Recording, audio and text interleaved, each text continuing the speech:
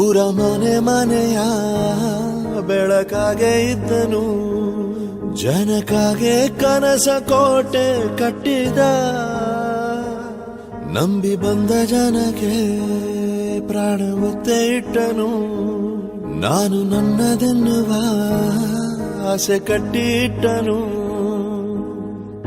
ಅವನೇ ನಮ್ಮ ಮಣ್ಣಿನ ಮಗ, ಅಳಿಯದು ಹೆಸರು 100 ಯುಗ. ಜನರೇ ಮೆಚ್ಚಿದ ಬಂಗಾರದ ಮನುಷ್ಯ.